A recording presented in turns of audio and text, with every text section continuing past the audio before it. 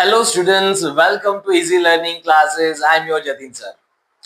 તો આજના લેક્ચરમાં આપણે જોવાનું છે ધોરણ 12 ચેપ્ટર નંબર 5 નવા ભાગીદારનો પ્રવેશ ચેપ્ટરમાંથી સ્વાધ્યાયનો ક્વેશ્ચન નંબર 18 જેની અને આન્યાવાળો જે પ્રશ્ન છે એને આપણે સોલ્વ કરવાના છે.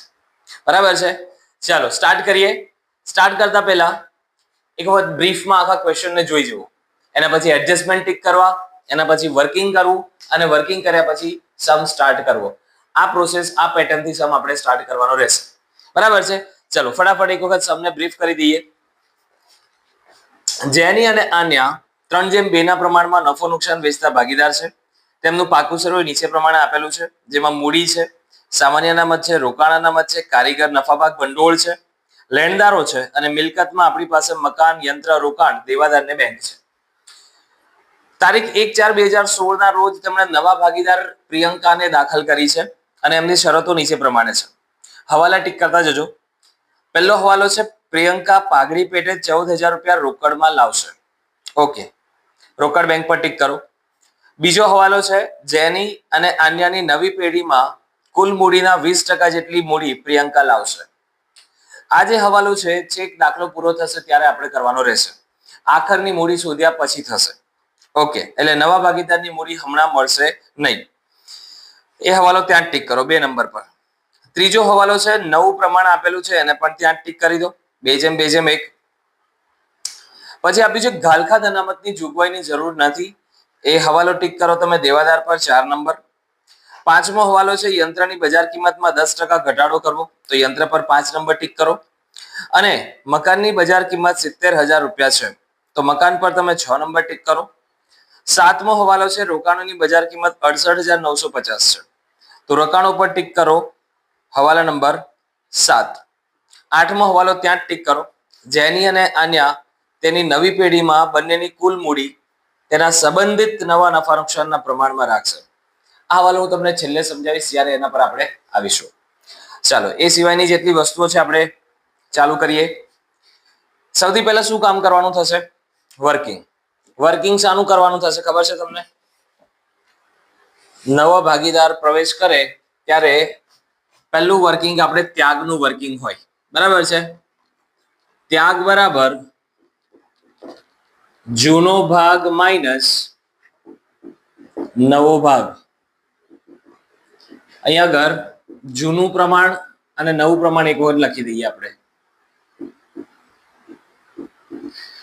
જૂનું પ્રમાણ એ લોકોનું છે 3:2 જેની અને આન્યા વચ્ચેનું પ્રમાણ, અને નવું પ્રમાણ છે 2:2:1.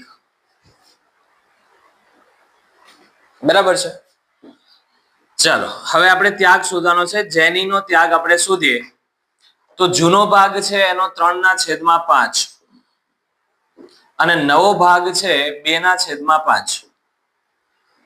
તો 3 - 2 ને લસા આવે છે 5, એટલે 1/5 નો ત્યાગ કર્યો છે જેનીએ.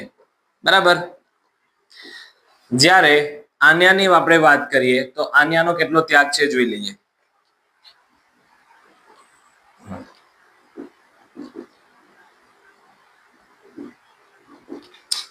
જૂનું પ્રમાણ છે 2/5, નવું પ્રમાણ પણ 2/5, એટલે 2 - 2 અને લસા તરીકે 5, તો શૂન્ય થઈ જશે. મતલબ ત્યાગ પણ નથી કર્યો અને લાભ પણ નથી થયો. અહીંયા આગળ ત્યાગ કરનાર એક જ ભાગીદાર છે જેની. બરાબર છે?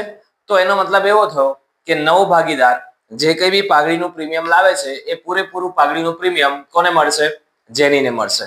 કેમ? કારણ કે એક જ ભાગીદારનો ત્યાગ છે અને નિયમ એવો કહે છે કે જે ભાગીદારે ત્યાગ કર્યો હોય એમને જ પાઘડીનું પ્રીમિયમ મળે. ઠીક છે, તો આપણે આમ નોંધ કરીએ. અહીંયા આગળ પાઘડીની રકમ આપણને ઓલરેડી આપેલી છે 14,000 રૂપિયા, એટલે આમ નોંધ એવી થશે પાઘડીના પ્રીમિયમ ખાતે ઉધાર, પાઘડીના પ્રીમિયમ ખાતે ઉધાર તે રોકડ ખાતે ઉધાર તે પાઘડીના પ્રીમિયમ ખાતે.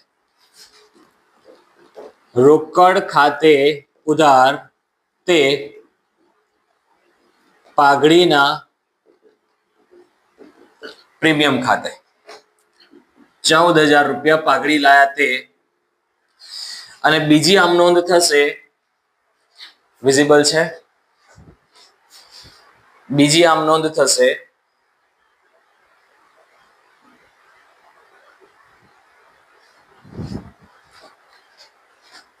પાઘડીના પ્રીમિયમ ખાતે ઉધાર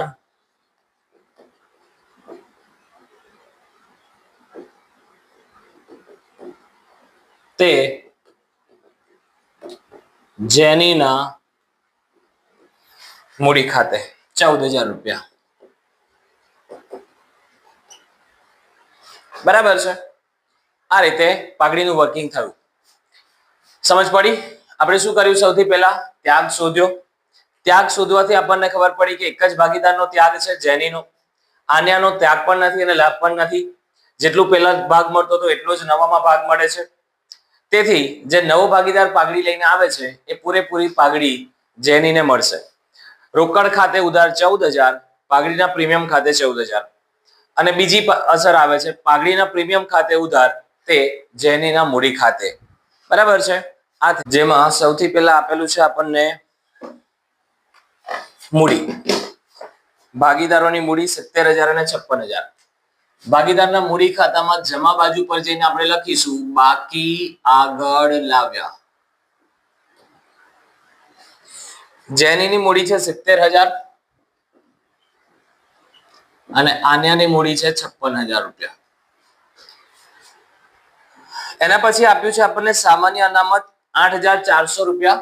એ પણ ભાગીદારો વચ્ચે વેચાઈ જશે. સામાન્ય અનામત ₹8,400 ને આપણે જૂના પ્રમાણમાં વેચવાના છે. 8,400 ગુણ્યા 3/5 5040.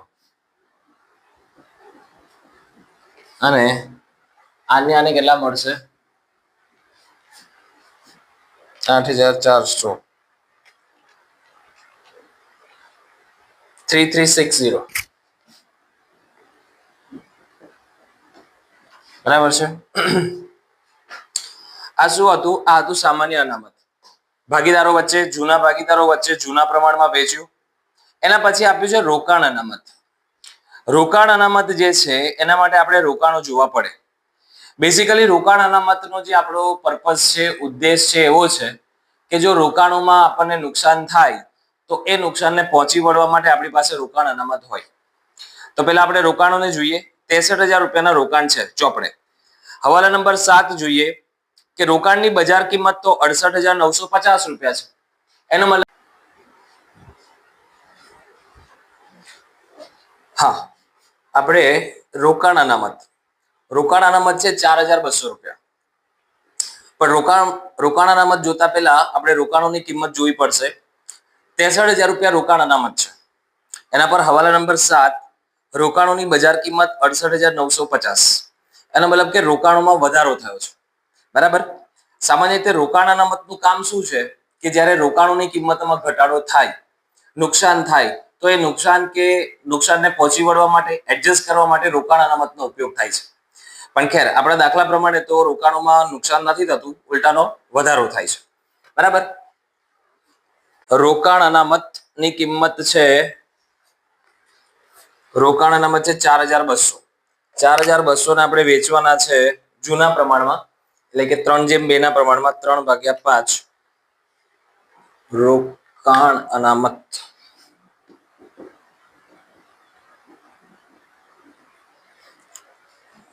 ₹2520.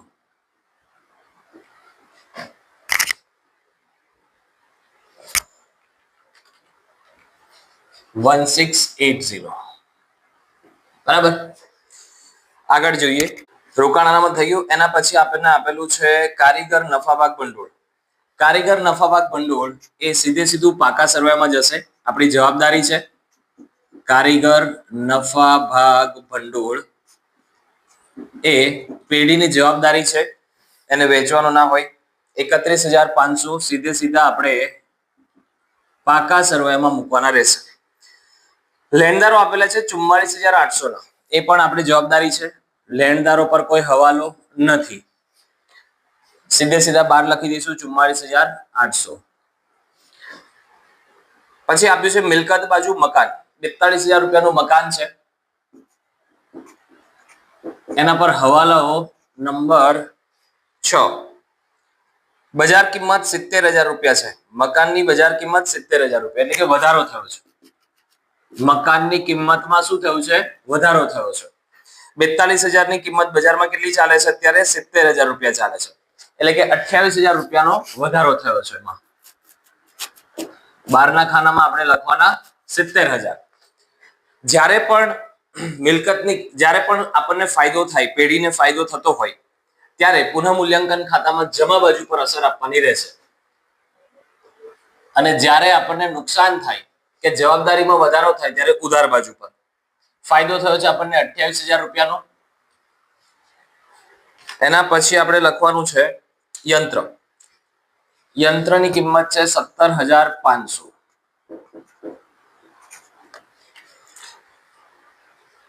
હવાલા નંબર 5.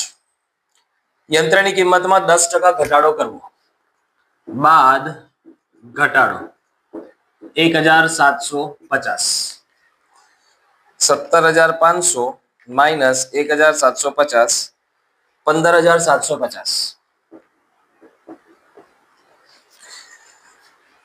બીજી અસર આપણે આપવાની રહેશે પુનઃ મૂલ્યાંકનમાં ઉધાર બાજુ પર. યંત્રો ખાતે 1,750. રોકાણો આપણને 63,000 ને આપણે લખ્યા છે ના, બાકી છે. રોકાણોની કિંમત કેટલી છે? ચોપડે કિંમત 63,000 રૂપિયા. હાલાકી એના પર હવાલા નંબર 7 જોઈએ આપણે. રોકાણોની બજાર કિંમત 68,950. 68,950 માઇનસ 63,000, એટલે કે 5,950 નો આપણને ફાયદો થાય છે, વધારો થયો. રોકાણોની કિંમતમાં વધારો થયો છે 5,950.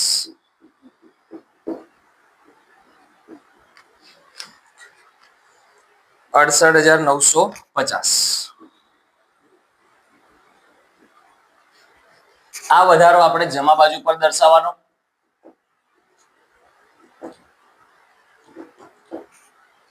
$5,950. એના પછી આપણને આપેલું છે દેવાદારો. દેવાદારો 56,000 ના છે અને હવાલા નંબર 4 જુઓ. હવે કહે છે કે ગાલખાદ અનામતની જોગવાઈ કરવાની જરૂર નથી. ગાલખાદ અનામતની જોગવાઈ ક્યારે કરવી પડે અને શું હોય ગાલખાદ અનામત? તો તમને ખ્યાલ હોય તો આપણે જે દેવાદારો છે એમને આપણે ઉધાર વેચાણ કરેલું છે. એ ઉધાર વેચાણ માંથી જે રકમ આપણે લેણી થાય છે, એટલે કે દેવાદારો પાસેથી, એમાંથી અમુક રકમ માટે જો આપણને ડાઉટફુલ હોય, શકમન લેના હોય કે ભાઈ કદાચ ગાલખાદ પડી શકે છે, તો એ કદાચ ગાલખાદ પડી શકે છે, પ્રોબેબલ છે, ફિક્સ નથી, પડી પણ શકે ના પણ મે બી, બરાબર. તો એના માટે આપણે અલગથી જોગવાઈ કરી રાખીએ છીએ, એને કહેવાય ગાલખાદ અનામત. તાકી જ્યારે ભવિષ્યમાં અગર જો ગાલખાદ થાય તો એ ગાલખાદને પહોંચી વળવા માટે આપણી પાસે અલગથી પૈસા હોય, એટલે કે ગાલખાદ અનામતની જોગવાઈ હોય. પણ હાલાકી અહીંયા આગળ આપણને હવાલા નંબર 4 માં એવું કીધું છે કે ગાલખાદ અનામતના જોગવાઈની જરૂર નથી. એનો મતલબ એવો થાય કે બધા જ દેવાદારો આપણા સદ્ધર છે અને કોઈ પણ દેવાદારો ગાલખાદ કરે તેવા નથી, બરાબર છે. એટલે આપણે શું કરીશું? દેવાદારો ની કિંમત છે 56,000, પૂરેપૂરા 12 લઈ જઈશું, બરાબર છે. અને જે અનામત છે 2800 રૂપિયા, એ આપણા માટે ફાયદો કહેવાય. ગાલખાદ અનામત 2800 રૂપિયા જમા બાજુ પર લઈ જવાના, કારણ કે એટલી રકમ હવે આપણા માટે ફ્રી થઈ જાય છે. બેંક આપ્યું છે 39,200. બેંક ખાતામાં બાકી આગળ લાવ્યા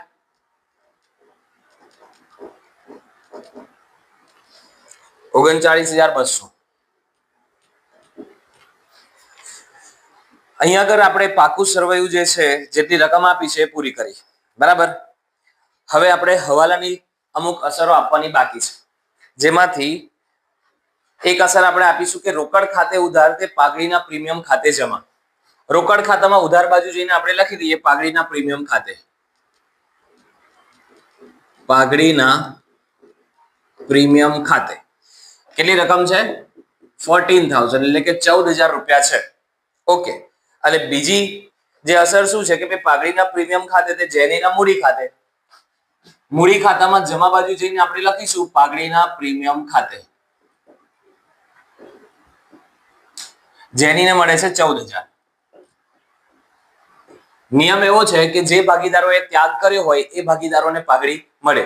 આપણા કેસના અંદર ફક્ત જેનીએ ત્યાગ કરેલો છે એટલે જેનીના ખાતામાં જમા બાજુ જઈને આપણે પાઘડીનું પ્રીમિયમ આપવાનું રહેશે. આગળ જઈએ. આગળ આપણને શું કીધું છે?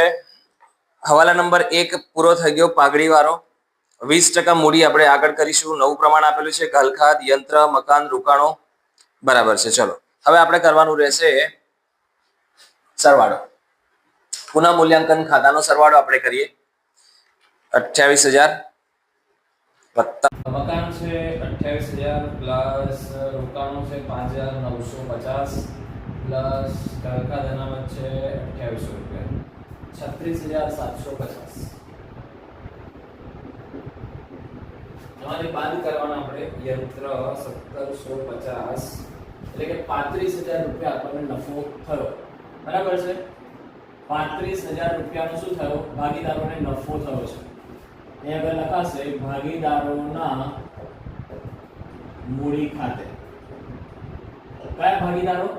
જૂના ભાગીદારો એટલે કે જેની અને આન્યા.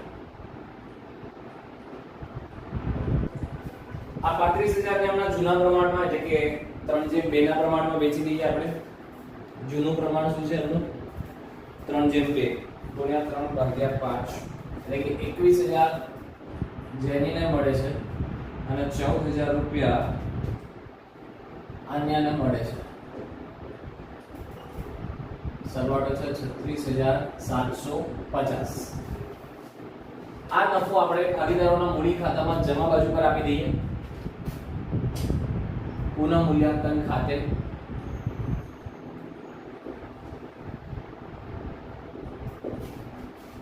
21,000 અને 14,000. બરાબર. આટલું કર્યા પછી હવે આપણે શું કરવાનું છે? આપણે શોધવાનું થશે હવાલા નંબર 2 એટલે કે નવા ભાગીદારની મૂડી. પ્રિયંકાની મૂડી આપણે શોધવાની છે. એવું કીધું છે કે જેની અને આન્યાની જે આખરની મૂડી છે એના 20% રકમ પ્રિયંકા મૂડી તરીકે લાવે છે. કેવી રીતે મળશે? તો કે જમા બાજુનો સરવાળો બાદ ઉધાર બાજુનો સરવાળો એટલે બાકી આગળ લઈ ગયા આપણને મળે. હાલાકી અહીંયા આગળ ઉધાર બાજુ કોઈ રકમ નથી એટલે જમા બાજુનો સરવાળો એ જ આપણી બાકી આગળ લઈ ગયા થશે. અહીંયા આગળ આપણે લખીએ પ્રિયંકાની મૂડી.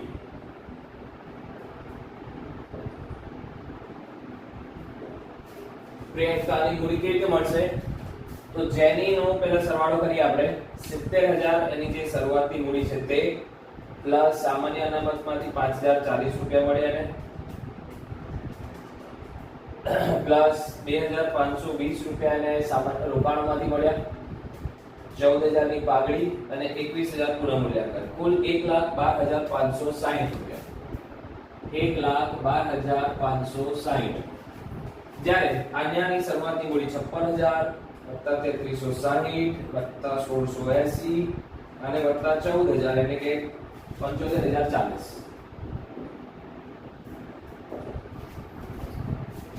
બરાબર. કેટલા થયા? 1,12,560. શું કરવાનું થશે આમાં? જેનીની આખરની મૂડી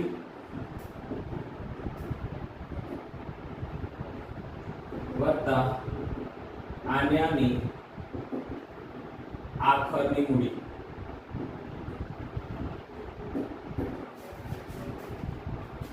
$1,12,560 વત્તા 75,040. બંનેનો સરવાળો કરીએ આપણે. 1,87,600. બરાબર છે. 1,87,600 એના 20% રકમ પ્રિયંકાની મૂડી તો કે 1,87,600 ગુણ્યા 20%. એના 20% કરો એટલે કે 37,520. ફરી સમજ. એક વાર ફરી સમજાય તો ફટાફટ. હવાલા નંબર 2 એવું કહે છે કે જેની અને આન્યાની જે આખરની મૂડી છે એના 20% રકમ પ્રિયંકા મૂડી તરીકે લાવે છે. સો આપણે અહીં આગળ જેની અને આન્યાની મૂડીનો સરવાળો કર્યો. આખરની મૂડી જેનીની 1,12,560 છે અને આન્યાની છે 75,040. કુલ સરવાળો 1,87,600 એના 20% રકમ એટલે કે 37,520 રૂપિયા પ્રિયંકા મૂડી તરીકે લાવશે. અહીં આગળ આપણે લખીશું રોકડ ખાતે 37,520. જ્યારે બીજી અસર આપણે આપીશું રોકડ ખાતામાં લખાશે પ્રિયંકાની મૂડી ખાતે 37,520. બરાબર છે. હવે આટલું કર્યા પછી આપણે હજુ એક હવાલા નંબર 8 જેની અને આન્યા પેઢીમાં આ પ્રમાણ કર્યું છે નવું પ્રમાણ 2:1. જેની અને આન્યા એવું નક્કી કરે છે કે એ બંને ભાગીદારો મૂડી જે છે એ પોતાના પ્રમાણમાં રાખશે એટલે કે 2:2 ના પ્રમાણમાં રાખશે. બરાબર છે. નવું પ્રમાણ શું છે 2:1. પણ જેની અને આન્યા એવું નક્કી કર્યું છે કે એ બંને ભાગીદારો એમના બંનેના જ નવા નફા નુકસાનના પ્રમાણમાં. શબ્દ સાંભળજો. જેની અને આન્યા એ બંને વચ્ચેના જે નવું પ્રમાણ છે એ પ્રમાણે મૂડી રાખવાનું નક્કી કરે છે. એટલે કે એમનું વચ્ચેનું પ્રમાણ છે 2:2. આપણે જેને 1:1 પણ કહી શકીએ. બરાબર છે. 1:1. હવે મૂડીનો સરવાળો કેટલો થયો છે 1,87,500 1,87,600 જે કુલ સરવાળો આવ્યો છે જેની મૂડી નવા પ્રમાણ પ્રમાણે 1,87,600 ગુણ્યા 1/2 1,87,600 એટલે કે 93,800. એવી જ રીતે આન્યાની મૂડી પણ આવશે 1,87,600 ગુણ્યા 1/2 એટલે કે 93,800. બરાબર છે. આ શું મળ્યું આપણને બાકી આગળ લઈ ગયા મળ્યું 93,800.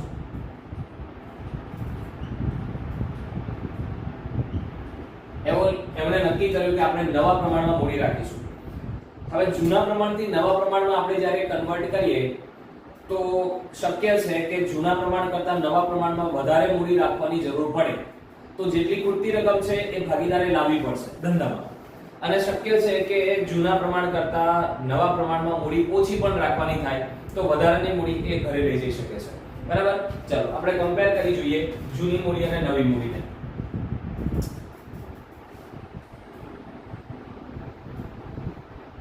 નવી મૂડી બાદ જૂની મૂડી. જેનીની નવી મૂડી છે 93,800 અને આન્યાની પણ નવી મૂડી છે 93,800. એમાંથી એમની જે જૂની મૂડી છે એ કેટલી છે 1,12,560 1,12,560 જ્યારે 75,040 આન્યાની મૂડી છે 75,040. બરાબર. આનો કહેવાનો મતલબ એવો થશે કે જો જૂના પ્રમાણ પ્રમાણે 1,12,560 રૂપિયા જેની મૂડી તરીકે રાખતી હતી પણ હવે એને કેટલા રાખવાના છે 93,800. બરાબર. તો જે વધારાની રકમ છે કેટલા થશે 93,800 માંથી આપણે બાદ કરીએ 1,12,560 એટલે કે 18,760 રૂપિયા. કેટલા થશે 18,760 રૂપિયા એ વધારાની રકમ છે. 18,760 રૂપિયા વધારાની રકમ ઘરે લઈ જશે. જ્યારે આન્યાના કેસમાં જૂના પ્રમાણ પ્રમાણે એ મૂડી કેટલી રાખતી હતી 75,040. હવે એને કેટલી રાખવાની છે 93,800. એનો મતલબ જૂના પ્રમાણ કરતા નવા પ્રમાણમાં એને વધારે મૂડી રાખવાની જરૂર છે. ચલો કેટલી વધારે છે જોઈ લઈએ આપણે. 93,800 માંથી 75,040 એટલે કે 18,760 ધંધામાં મૂડી તરીકે લાવવા. સમજ પડી બેટા? જૂની મૂડી અને નવી મૂડીને કમ્પેર કરવાની છે. એક વાર ફરી સમજાઈ દઉં. જેની અને આન્યા જૂના પ્રમાણ પ્રમાણે 1,12,560 અહીંયાથી આપણને મળ્યું હતું સરવાળો 13 બરાબર. હવે એને કેટલી રાખવાની છે? 93,800. એનો મતલબ કે જૂના પ્રમાણ કરતા નવા પ્રમાણમાં એને ઓછી મૂડી રાખવાની જરૂર પડે છે. તો જે વધારાની રકમ છે 18,760 એ લઈ જઈ શકે છે રોકડમાં. જ્યારે બીજી બાજુ આન્યાના કેસમાં કેવું છે કે એને જૂના પ્રમાણમાં 75,040 રૂપિયા જ રાખવાના થતા હતા, જ્યારે નવા પ્રમાણ પ્રમાણે 93,800 એટલે કે 18,760 રૂપિયા ખૂટે છે, જે ધંધામાં લઈ આવવા પડશે. આની અસર આપણે બેંક ખાતામાં આપી દઈએ અને મૂડી ખાતામાં પણ આપી દઈએ. જેને ધંધામાં લાવવાના છે રકમ એટલે કે આન્યા, અહીંયા આગળ લખવામાં આવશે આન્યા ના મૂડી ખાતે. જેની બીજી અસર આપણે આપીશું અહીંયા આગળ રોકડ ખાતે. આન્યાના મૂડી ખાતામાં 18,760. એવી જ રીતે જેની જે છે એ મૂડી ઘરે લઈ જશે એટલે અહીંયા આગળ આપણે લખવાનું થશે જેની ના મૂડી ખાતે 18,760. એટલે રકમ આપણે બતાવીશું અહીંયા આગળ રોકડ ખાતે જેનીના ખાતામાં 18,760 રૂપિયા. બરાબર છે.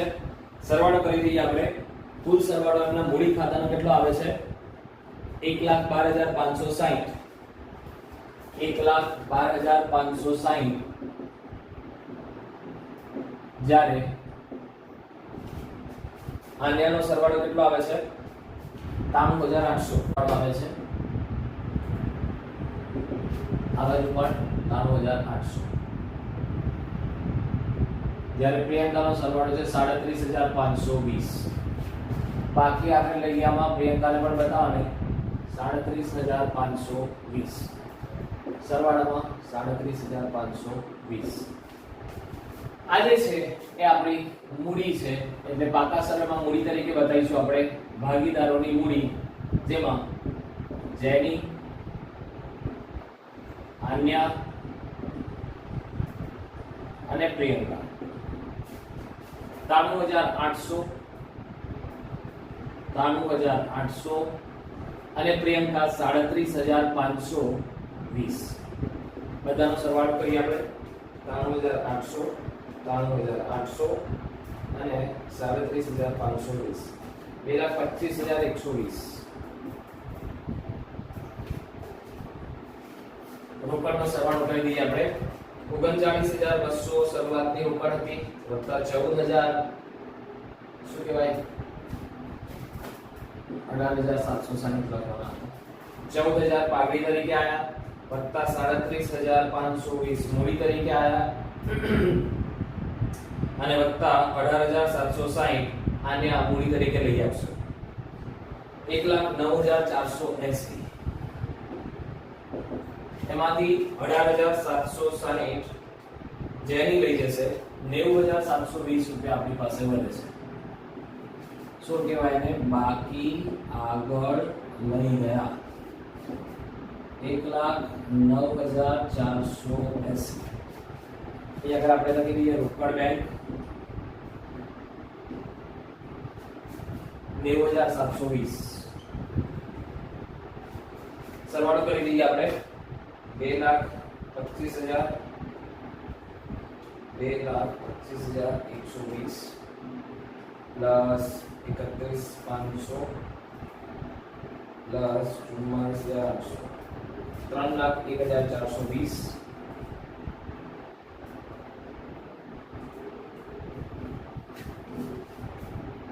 મિલકત બાજુ 70,000 15,750 પ્લસ 68,950 પ્લસ 56,000 પ્લસ 90,720 3,01,420. બરાબર છે. અહીંયા આગળ આપણે આ દાખલો પૂરો કર્યો. આઈ હોપ કે તમને બધા જ હવાલાની અસર સમજ પડી હશે, આખા દાખલામાં સમજ પડી હશે. તેમ છતાં કોઈ પણ ડાઉટ હોય, ક્વેશ્ચન હોય, ક્વેરી હોય તો તમે કમેન્ટમાં જઈને પૂછી શકો છો.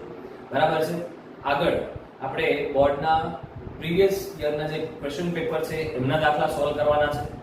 એવી જ રીતે ઇકોનોમિક્સ અને ઓસીએમમાં પણ જે ઇમ્પોર્ટન્ટ આઈએમપી ક્વેશ્ચન છે એને આપણે સોલ્વ કરીશું. ડિટેલમાં એક્સપ્લેનેશન તમને આપીશ એના માટે, રાઈટ? તો એના માટે તમે સબસ્ક્રિપ્શન જરૂર લઈ લેજો. ફાઇન. આ સિવાય લાઈક અને કમેન્ટ પણ જરૂર કરતા રહેજો. બરાબર છે. મળીએ આગલા લેક્ચરની અંદર. Till then take care. Bye bye.